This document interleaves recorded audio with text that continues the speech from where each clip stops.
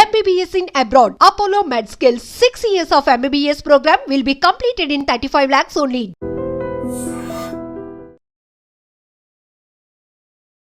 నమస్కారం, welcome to I dream. ధర్మ మార్గం విత్ విజిత కార్యక్రమానికి స్వాగతం.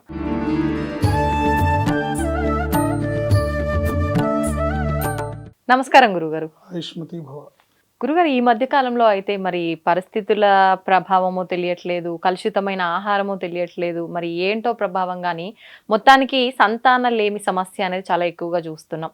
ఒకప్పటి కాలంలో అయితే అసలు ఇలాంటి సమస్య ఒకటి ఉంది అని కూడా మేము వినేవాళ్ళం కాదు అని చెప్పే పెద్దవాళ్ళు కూడా ఇప్పుడు చాలా మంది ఉన్నారు.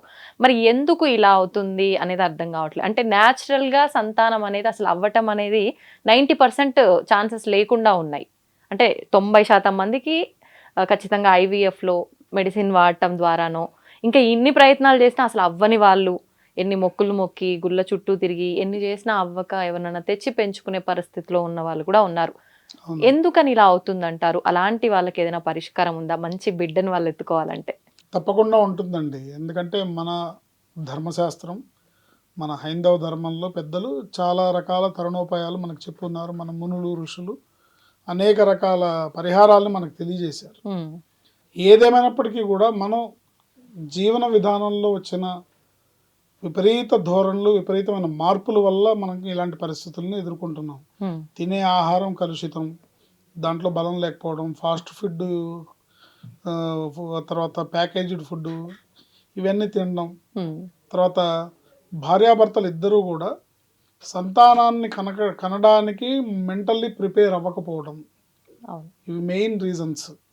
తర్వాత ఉన్న హెల్త్ సరిగ్గా లేకపోవడం, సంతానం కలిగే వాళ్ళ వివాహం అవ్వగానే సంతానానికి యోగ్యంగా ఉండే కాలం ఏదుందో ఆ టైంలో మాకు ఇప్పుడిప్పుడే వద్దని పోస్ట్ పోన్ చేయడం, గర్భనిరోధక పరిహారాలని వాడడం, వీటన్నిటికీ ఇవి కారణాలు అవుతాయి. తర్వాత వీళ్ళు ఎప్పుడు కావాలనుకుంటారు అంటే ఎప్పుడు సమయం ఉందో అప్పుడు దాన్ని పోస్ట్ పోన్ చేసి అడ్డుకొని ఇప్పుడు వద్దని చేయి అడ్డ పెడుతున్నారు.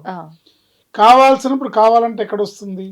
తర్వాత ఇప్పుడు ఉండే ఈ ఒత్తిడి ప్రపంచంలో స్త్రీకి ఎక్కువగా పని ఒత్తిడి, ఇంట బయట అంతా పని ఒత్తిడి, ఇద్దరు ఉద్యోగాలు చేయాల్సిన పరిస్థితి. ఈ పరిస్థితిలో వాళ్ళు తీసుకునే ఆహారం సమతుల్యమైన పౌష్టికాహారాన్ని తీసుకోపోవటం వల్ల తనకి మ్యాక్సిమం లేడీస్కి హార్మోనల్ ఇంబ్యాలెన్స్, ఈ హార్మోనల్ ఇంబ్యాలెన్స్ వల్ల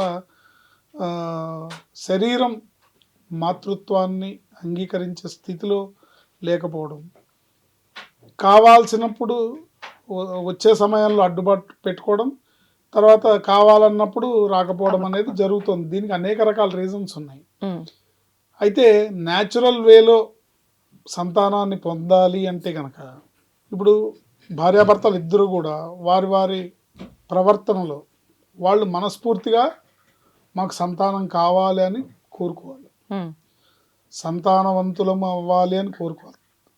తర్వాత స్త్రీమూర్తి మాతృమూర్తిగా మారడానికి తన మనసుని సంసిద్ధత వ్యక్తం చేసి సంసిద్ధురాలై ఉండాలి.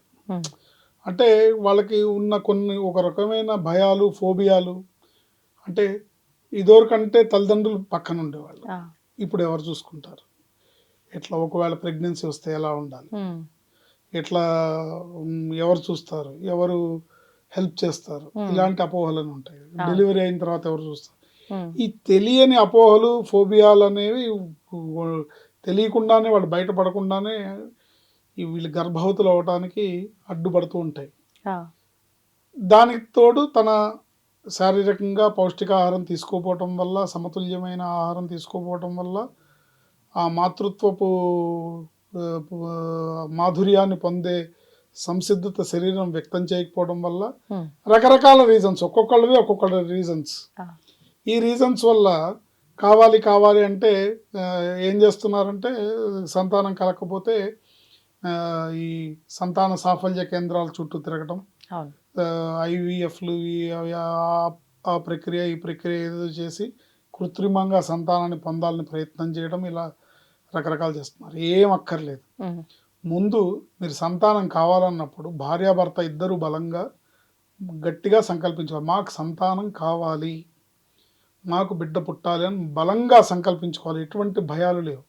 అన్నిటికీ భగవంతుడు ఉన్నాడు, అన్నిటికీ దారి చూపిస్తాడు. మనం మానసికంగా సంసిద్ధులం అవ్వాలి. అంతే. వీళ్ళ ప్రయత్నం వీళ్ళు గట్టిగా చేయాలి.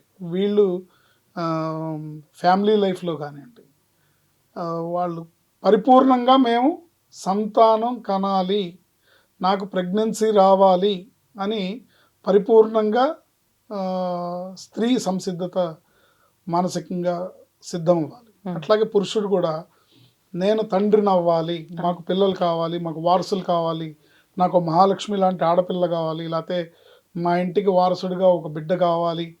So what ever it maybe మీరు బలంగా ఇద్దరు సంకల్పించుకొని, ముఖ్యంగా చెప్పాలంటే ఈ ఒత్తిడితో కూడుకున్న జీవన విధానంలో ఇద్దరు వర్క్ చేసి వచ్చిన తర్వాత, భోజనం చేసి పడుకున్న తర్వాత వాళ్ళు మనసిప్పి మాట్లాడుకునే అవకాశమే ఉండదు. వాళ్ళు ప్రేమగా ఒకళ్ళనొకళ్ళు ఆప్యాయంగా పలకరించుకునే అవకాశమే ఉండదు. యాంత్రికమైన జీవన విధానం కాకుండా పరిపూర్ణంగా మేము సంతానాన్ని పొందాలి అనే జీవన విధానాన్ని వాళ్ళు అలవర్చుకుంటే తప్పకుండా సంతానవంతులు అవుతారు. దీనికి ఇంకా చెప్పాలంటే స్త్రీమూర్తి ఎవరైతే ఆ సంతాన తల్లి కావాలని కోరుకుంటుందో ఆవిడ వాళ్ళ ఇంటి చుట్టుపక్కల ఉన్న వాళ్ళ బంధువుల్లో ఉన్న పసిపిల్లల్ని ఎత్తుకొని తానే తల్లిగా భావించాలి. అంటే తన బిడ్డగానే తన్ని భావించి తన్ని ఎత్తుకోవడము, అలా ముద్దాడము చేస్తూ ఉంటే హార్మోన్స్ యాక్టివేట్ అవుతాయి, మాతృత్వపు హార్మోన్స్ యాక్టివేట్ అవుతాయి. సో నేను కావాలనే డిజైర్ బలంగా ఉండాలి. దీనికి భగవంతుడి తోడు, భగవంతుడి యొక్క అనుగ్రహం కూడా మనకి కావాలి. కాబట్టి ఒక ఇట్లా చేతిలో లడ్డు పట్టుకొని ఉండే, వెన్నముద్ద పట్టుకొని ఉన్న కృష్ణుడి బొమ్మ ఉంటుంది. ఫోటో కానీ ఆ బొమ్మను కానీ ఒక విగ్రహాన్ని కానీ లడ్డు కృష్ణుడు అంటారు అందరూ. సో ఆ విగ్రహానికి పూజ చేసుకోవాలి.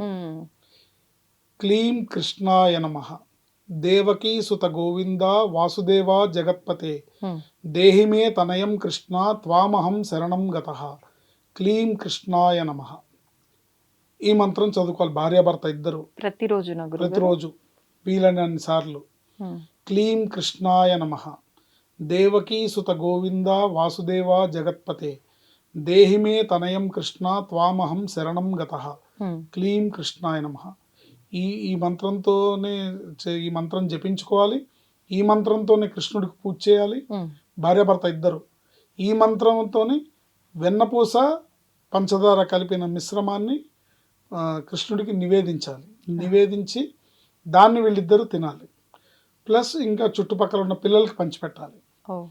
ఇలా చేసినట్టయితే తప్పకుండా సంతానాన్ని పొందుతారు. ఎటువంటి కృత్రిమ పద్ధతుల ద్వారా కాకుండా న్యాచురల్గా వీళ్ళు చక్కటి యోగ్యవంతమైన అదృష్టవంతమైన బిడ్డలకి జన్మనిస్తారు. తప్పకుండా అది వాళ్ళ కళ సాకారం అవుతుంది. ఓన్లీ థింగ్ మన లైఫ్ స్టైల్లో మార్పు చేసుకోవాలి. మనం ఇప్పుడు తినే ఫాస్ట్ ఫుడ్స్ ఇవన్నీ బంద్ చేయాలి. చక్కటి పోషక విలువలు ఉన్న ఆహారం తీసుకోవాలి. పళ్ళు, ఫలాలు, నట్స్, పోషక విలువలు ఉన్న ఆహారం తీసుకోవాలి. ప్రయత్నాన్ని గట్టిగా చేయాలి, నమ్మకంతో చేయాలి. మీ మీద మీకు నమ్మకం ఉండాలి, భగవంతుడి మీద నమ్మకం ఉండాలి, సమాజం మీద నమ్మకం ఉండాలి, పుట్టబోయే బిడ్డల మీద నమ్మకం ఉండాలి. తప్పకుండా ఎవరైనా సంతానవంతులు అవ్వచ్చు. భగవంతుడు మనకు ఆ అవకాశాన్ని ఇచ్చాడు. ఏమండి, పశువులు బిడ్డలు కట్టున్నాయి కదా, మరి అవి ఏ IVF సెంటర్లకు వెళ్తున్నాయి? అవసరం ఏంటి? మనిషిగా బతికితే మనిషిలాగా చక్కగా సంతానాన్ని పొందే అవకాశం ఉంది. అందుకు మన ఆలోచన విధానం మారి మీరు బలమైన సంకల్పంతో భార్యాభర్త ఇద్దరు కూడా ప్రేమతో అన్యోన్యతతో సంతానం కోసం ప్రయత్నిస్తే తప్పకుండా సంతానవంతులు అవుతారు. ఈ ప్రయత్నాలు చేస్తే చూడండి, తప్పకుండా విజయాన్ని సాధిస్తారు. ధన్యవాదాలు గురుగారు. ఆయుష్మతి భవ. తవ్వండి, తవ్వుతూనే శివలింగం. సరే, దాన్ని అట్లా కప్పేసేయండి, చూపించదండి. Krishna is there. మూర్తి పూజ కాదు, సాక్షాత్ బ్రజేంద్ర నందన భగవాన్ ఉన్నారు మూర్తిలో. ఏమీ ఆశించకుండా ఆరాధించే వాళ్ళు కూడా ఉన్నారా ప్రభుజీ? నిజమైన భక్తి అంటే మనకు తెలియదు కాబట్టి